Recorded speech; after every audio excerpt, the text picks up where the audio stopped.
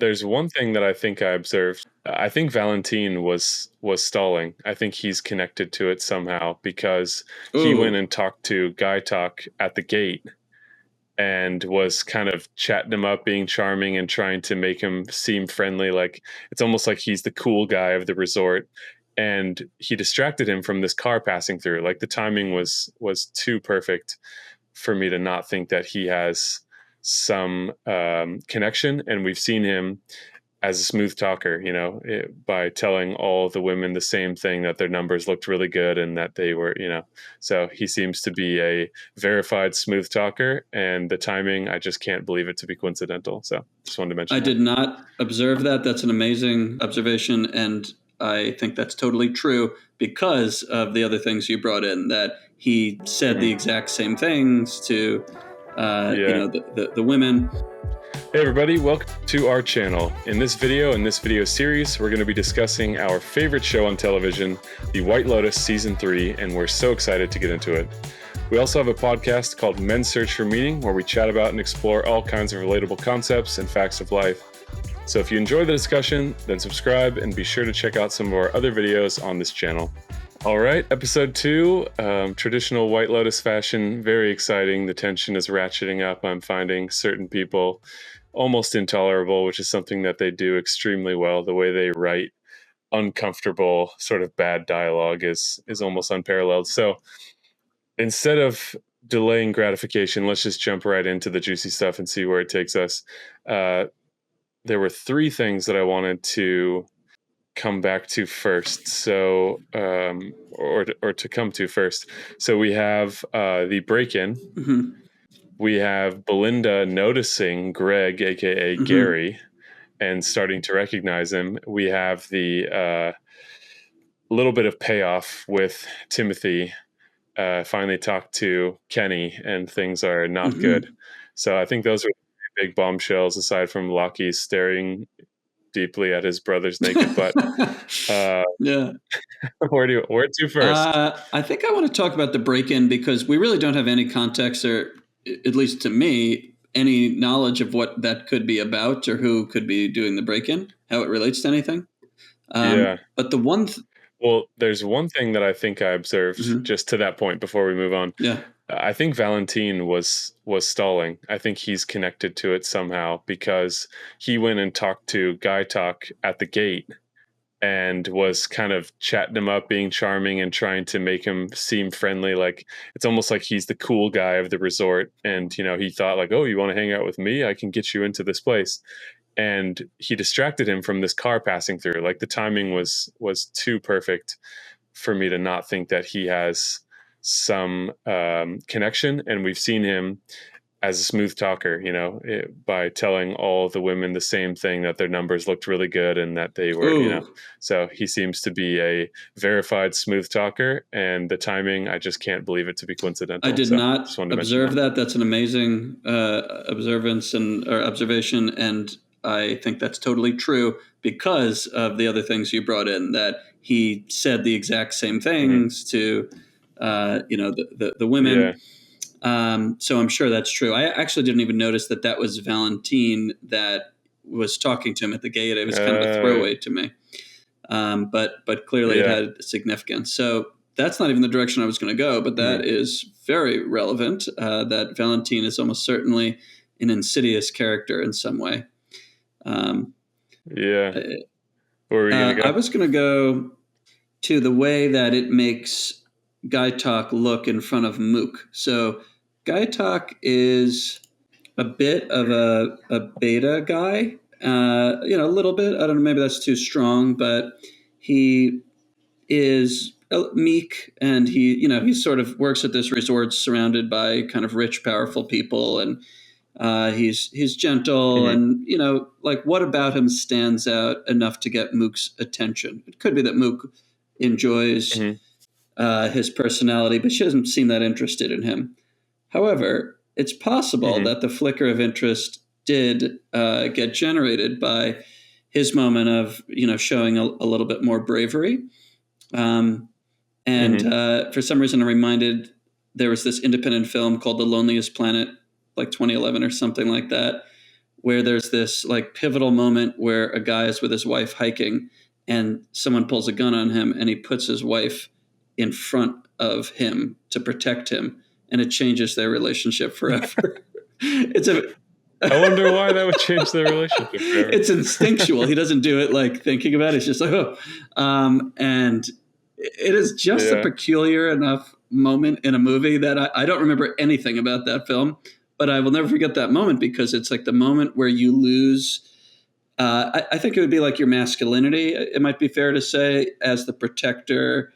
You know, I guess it could be anyone that is a protector role, but Guy Talk, I think, gained a little bit of bravado, bravery, something there, and maybe it'll do something for him. What do you think about that? Did you see any of that?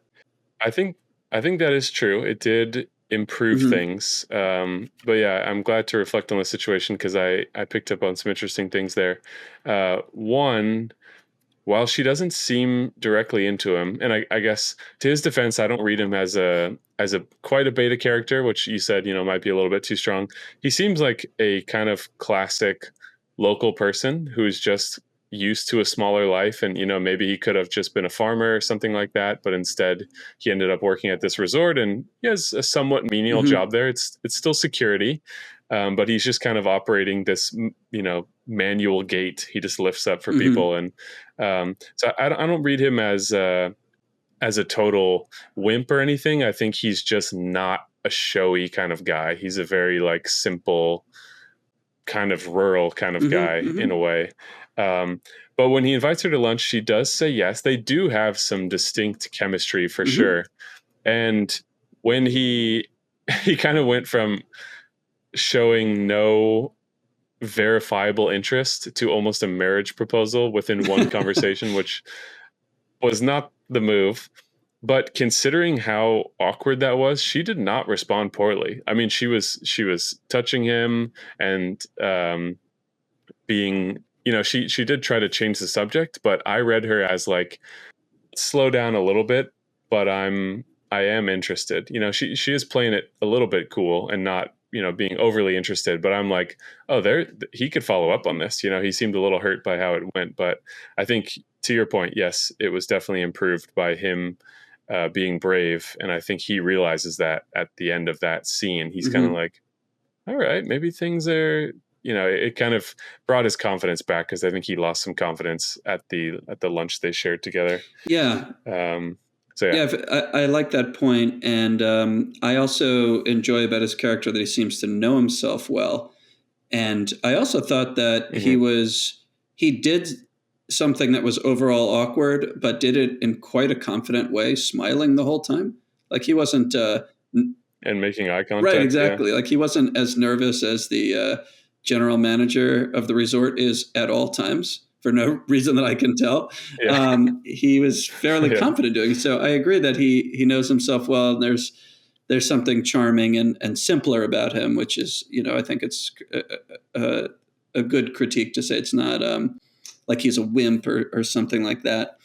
But I find myself thinking about someone like Mook, who is probably hit on a lot. She's an attractive woman that works at the resort and is always around people that are used to getting their way. I think it's fair to say. And what that kind of sexual competition looks like for someone like Guy Talk, I find that to be an interesting theme.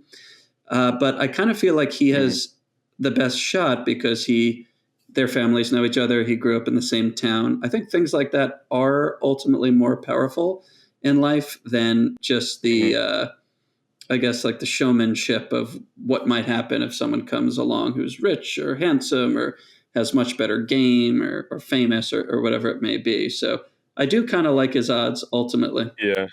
Yeah, same. I think it depends on what world you subscribe to. I think there are people that would find him so weak and off-putting because they want people to be like fighting over them all the time, and that's what they look for, is almost a toxic trait that people can be attracted to. He is kind of the opposite direction of that. He's very soft-spoken, but he does seem like a genuinely good person, and I think if any part of that world is appealing to her, which it seems like it is, that she was raised similarly, that that connection will be made. So I think it's going to go that way. That's my early prediction on the two of them. So going from there, he overhears Timothy on the phone with Kenny. I think it is Kenny Wynn. So that's obviously a whole situation in and of itself, but it was very interesting that they had him overhear that, and he heard him say, "Oh, I only got $10 million." Like that, it wasn't just this abstract conversation. There were some real concrete things mentioned. So I wonder what the consequence of him overhearing that will be, if at all. And also just Timothy seems to be in a real bad situation. And you did call it right in the first episode. It seems that he perhaps was a bit naive, being told that there's no risk here, because how common is it for people to say what you want to hear when they want your money for something? It's quite common. But I think you were right that he was not as complicit as I thought he was. However, he's now rolled up into this thing. And can you imagine the stress of showing up on an incredible vacation like that, and you receive that news on your first day there, and you need to pretend that that's not happening to your family? I can't imagine trying to be in those two places at once. Yeah, that it's kind of painful to watch, because it really feels like a unique psychological hell that he's in. And this is a truly odious character. This is not a character I think many people could feel much sympathy for. Perhaps there's some, if the writer... Kenny or Timothy? Kenny is his business partner that we only hear on the phone, right? I think just they had a brief connection. It sounds like they don't have a very good rapport together, but they did do a big deal together. Yeah, his former business partner or whatever. They have the dealing. Yep. Yeah, I mean, Kenny, well, that's different whether we have sympathy. We just met this character and we've only heard his voice on the phone. But Timothy is, I think, hard to have sympathy for. I think if the writers did a good job, we'll eventually have a little bit. You could tell me if you have some sympathy for him, but certainly watching him go through this kind of hell is just like, ugh. I mean, for me, it's more just they're really portraying something awful, where you have the contrast of trying to be relaxed and you have your kids there. And obviously he cares more about his family life than about whatever that deal did for him. And now he has to, potentially give it all up and risk it all and go to jail for something that wasn't ultimately that meaningful to him, and was it was a higher risk than he thought it was. He thought he was just kind of maybe sweetening some pot somewhere, and instead he was actually, potentially ruining his life.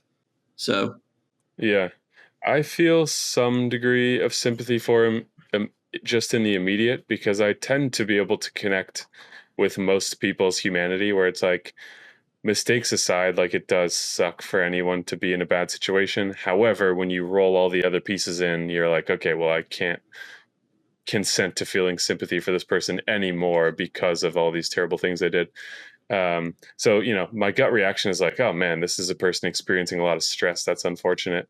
And then thinking about it more, it's like, well, he clearly was pushing well past what the average person would push for. Like he said, oh, I only got $10 million from it. So that gives you an idea of the scope that he's expecting to have access to. And so it seems like a bit foolish of him to think that there wasn't risk there, just because someone told him there wasn't. It's almost hard to believe that he would have been that careless about it. But I feel some degree of sympathy for him, or even perhaps for his family, who will also be impacted by the consequences that seem to be approaching quickly. Yeah, I think that, I feel a little differently. I can't quite find any sympathy for him at the moment, although I hope to.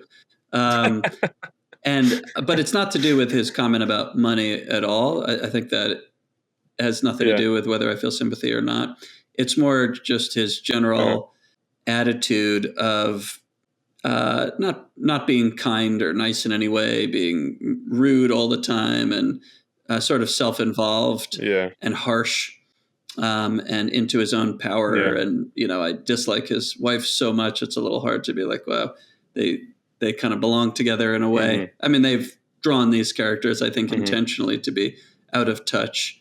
I icily rich, spoiled, obnoxious people, but not caricatures quite. Well, not quite like a dramatic, obnoxious, spoiled couple or family, but more people that are so protected and entitled that you feel like you've seen people like this. They're kind of the worst of humanity in a way. I think that's how they've been drawn. I'm curious if you see it the same way. The worst of humanity. Well, It might be a little bit of a stretch for me, but I totally know what you're getting in this at, culture. and I agree I don't mean the worst of humanity, like compare them to killers or something, but in this culture, it's like if you wanted to get rid of sympathy for a character, that would be the way to do it. Is these would be the same people that would be racist and homophobic and just really entitled and that's my perception of how they've been drawn. Yeah, and they developed that a lot more in this episode, where basically Saxon is seemingly trying to sleep with every female employee at the hotel, it seems like, or really anyone he can get close enough to. But like his reaction during the massage, not just the fact that he's getting a boner during a massage, but like she puts the towel on his face and starts rubbing his shoulders, and he's like biting his lip, and I'm like, oh my God, have you no shame whatsoever to be reacting that way during a massage? Is going to make the other person so deeply uncomfortable that it's hard to fathom wanting to do that. And then what was the other? Oh yeah, then the joke that he made. I was wondering how long it was going to take for them to talk about the ladyboy cliche of Thailand, and it only took till the first half of the second episode. But the comment that he made about them as well, and his mom seems to kind of enable him. She's not like, hey, that's inappropriate, maybe you shouldn't joke that way. She's just laughing like, oh, stop it, but not really stopping the behavior. And it does make them look very out of touch and sort of tasteless in a way that is it's a bit hard to watch, and that's something that the White Lotus does extremely well. Yeah, I really feel like they have drawn the Ratliff family in such a negative light. It's just very, very hard to like them, with the exception of Piper and Lachlan, I would say.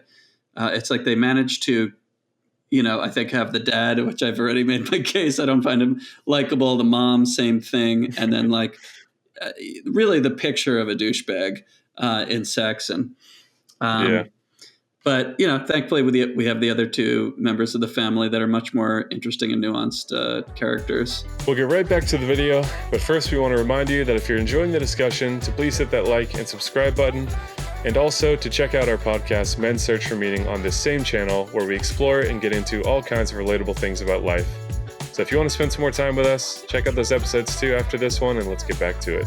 And speaking of which, did anything interesting happen with Piper or Lachlan? I don't think anything that interesting. Like, not anything that interesting. The only things were just showing her experience in the yoga class with that guy, like staring at her from every angle every time. He's just like so bizarre. Yeah, very uncomfortable. And then when they were in like the water hammocks, and she's talking about, he's like, Saxon said you've never had sex, and she responds very poorly. And I'm like, is this him trying to bring up the topic of sex around her and like testing the waters or something? Like they really have primed their relationship in such a weird way that I'm reading into things that I would normally not think anything of. But that was the only other thing, is she seems to be enjoying no one in her family right now, pretty acutely, right. Which is unfortunate for her. But yeah, she does seem to be a pretty likable character, though, a little bit naive. However, I think she's a product of her environment as well. It would be hard to be not that way growing up with, those four people around you. Right. Yeah, and I interpret Lachlan's questions as just being curious and discovering his own sexuality. I mean, that's my interpretation. Like he seems genuinely, which is probably accurate. Yeah, like surprised about how he is gay. And, it's just like, whoa, I find that really interesting. I mean, I think he should maybe be surprised about why he's so sexually attracted to his brother. potentially. But Yes, I it's like think that would be. worthy of thinking more about. But hey, I don't know. After Game of Yeah, Thrones, it's not as shocking as it would have been. that scene of him just waking up, gazing deep into his brother's butt crack across the room from him. It's like, It's like I'm really having trouble believing that this is your brother, because just as a person with brothers, you would never do that. You find your brothers gross and annoying. I mean, yeah, I I don't know. Maybe this is just yeah, some dimension I don't understand. But it does seem unrealistic. Um, so the next big bombshell. So we talked about the robbery. We talked about Timothy's situation. I didn't even think for a second, oh, Belinda knows who Greg is. yeah, She's, neither. I don't know if she's met him, but she's definitely seen him. And I was like, holy shit, that is so interesting for her to see him there. I guess he's not like on the run or anything. He hasn't necessarily been convicted of any wrongdoing. We know as the viewer that he's a total piece of shit, but she wouldn't know that. However, the fact that early on they're planting the seed that she is able to recognize him makes me feel like there's going to be something that unfolds from that, and I'm super curious to see what it is, because I did not anticipate that happening at all. It like caught me by surprise. I'm like, oh yeah, she knows who Gary is. Yeah. Uh, I couldn't tell if she realizes who he is, or is just like, is that a guest I know from the resort? I think it is, from I the think other they White showed Lotus. enough that she wasn't like, oh my god, it's him, but she Hmm. seemed interested enough, like it was bothering her to be like, why do I recognize this person and what is the significance? Because she probably heard about Tanya's death. I think that would have made, international newspapers that some, very rich woman fell off a boat after being in a shootout with with Italian locals. Yeah. Probably. So Um, she's probably aware that, something was going on, but I get there's nothing to tie it back to Greg that she would be aware of. So perhaps it'll be nothing, but it was very interesting. I think that she will realize who he is, but I for Yeah. some reason read it as, he's someone I know him, Yeah. but I feel like her reaction would have been bigger because she kind of put it away and compartmentalized it. And I think Yeah. if she realized that she was, sitting across, a dining room or whatever from a stone cold killer, she would have had a bigger reaction. But Yeah. I don't know. Well, actually, I have a prediction. I think she's going Mm. to bump into him somewhere when he's with someone, and they're going to call him Gary, and she's going to be like, Greg. That's what's going to throw her off, is like, no honest person. Well, that's not entirely true, but it would be very rare for an honest person to just change their name like that if they weren't trying to get away from something. So I think that could be the thing that tips her off that something weird is going on, is she's going to see this mismatch in identities, and that's going to start something. So we'll see. Hard to say. Um, the other thing that I wanted to bring up, because it's a perfect White Lotus theme, and it's oddly one of the things I really like about the show, which is how good they are at writing insufferable characters. The Yep. three the three women that are on the trip together, they've Hmm. added so much extra dimension to their relationship in a way that's like makes it really hard to even watch their interactions, where like at first it was Lori was the odd person out. The other two were gossiping about her. They seem to have a lot in common, but now they just seem kind of bitchy. Regardless of what twosome they end up with, they end up talking about the other person, which is Hmm. really unfortunate for a friendship, because it breeds a lot of insecurity, I think, and lack of intimacy at the same time. But yeah, the way they were all gossiping about the other one, I thought was so interesting. It's like any Yeah. excuse. They were like excited that no one was looking, and then they could talk shit about you. What, did she have her face sandblasted or something? It's like, Yeah. whoa. Yeah. Yeah. I thought that they depicted female gossip extremely well, because I've heard and overheard gossip, and it's like, yep, that was just done perfectly. I would be curious if we had like a female guest on this on this podcast to be like, how common is this? because it Yeah. wouldn't occur to me and you to do that. Like it's not that we'd be immune to talking about someone else, but we would Hmm. not generally do that. That's not something we're disposed towards. Hmm. Is this something that in like 50% of female friend group is occurring somewhat like this? Maybe not quite as cutting, but, or is it like Hmm. 70%? I have no idea. Yeah, I would say less. It really feels like a stereotype or a trope to me that they're dialing it up. Like it's based off of a reality, but I think they're embellishing that reality to make it even more interesting and you can't really call it exciting, but they're dialing it up a bit for the screen, I think. So I would imagine that it became a stereotype because, like everyone has had some experience, male or female, with feeling like, oh, it does seem like certain women do have this way of talking about other women, maybe, or this degree of competition or something, Mm-hmm. um, or like how girls can be to each other in high school is very different than how Mm-hmm. guys are to each other in high school, so it's based on something, but I think they're dialing it up. So I would imagine that at that age, unless you're in like these really shallow Hollywood circles or something like that, where you're not really around people you like, you're just kind of networking and stuff, I would say if you're not in one of those places, it's probably fairly uncommon because Hmm. it must feel terrible. It's like one of the worst friendships I can imagine, where you just like have zero trust in the person that you're friends with. And like even Jacqueline was in her room and she kind of heard them talking.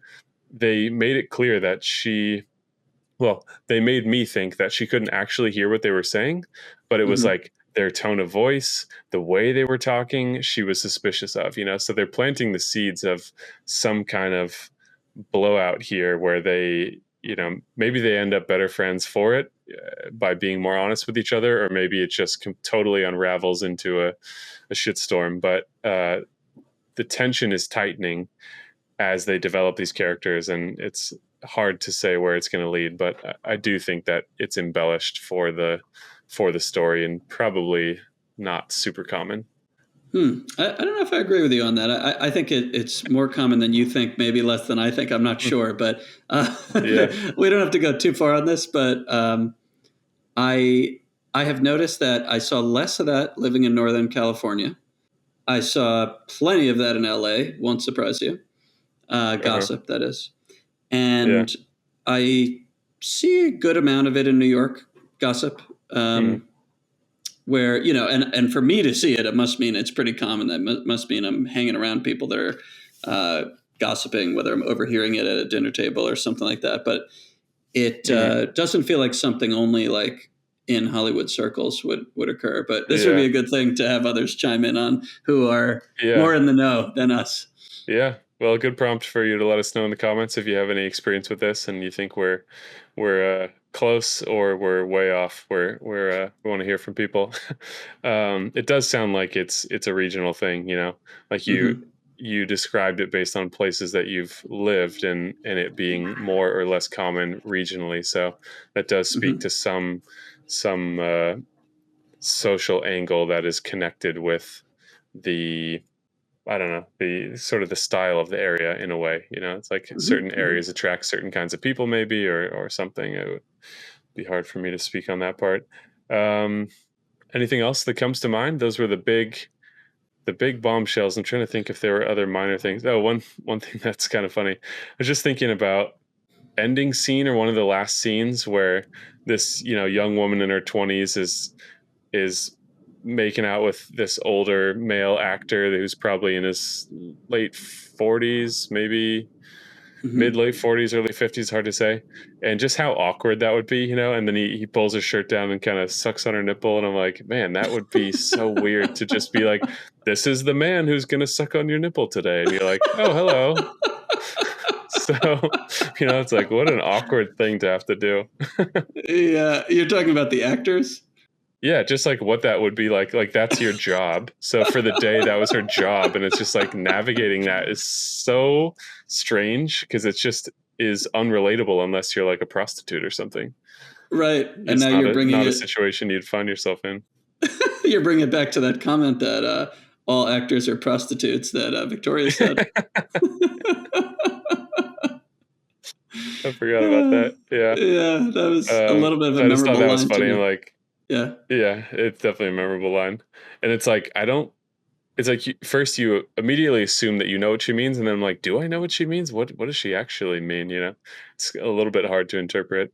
It's funny that there was a parallel afterwards, not calling the lovely actress a prostitute, but just how there's very few places where a stranger is going to suck on your nipple besides being an actor or a prostitute.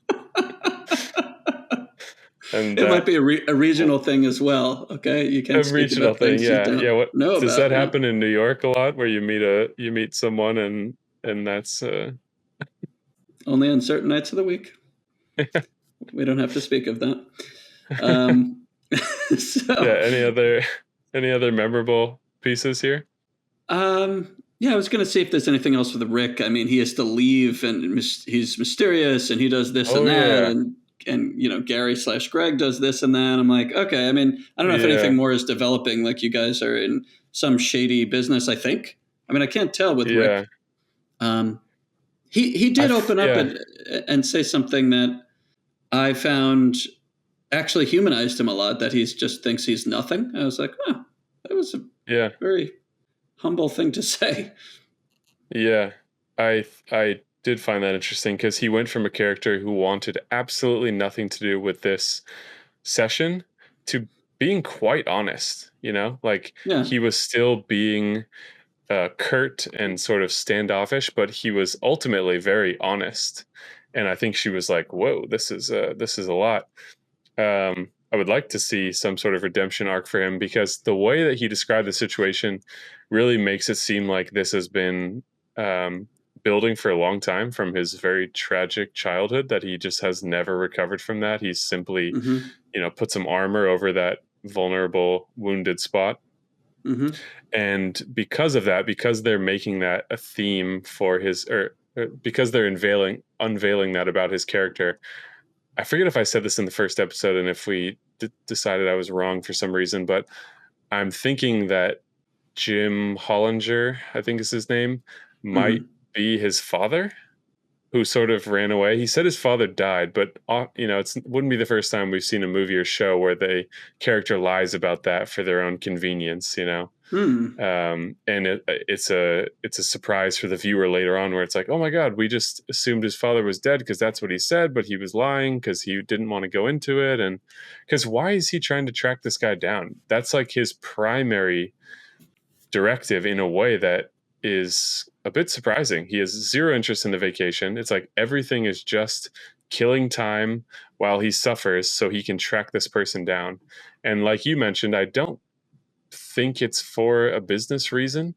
And when they briefly showed the father, he did look like potentially an American expat that wound up in Thailand. So it could be possible.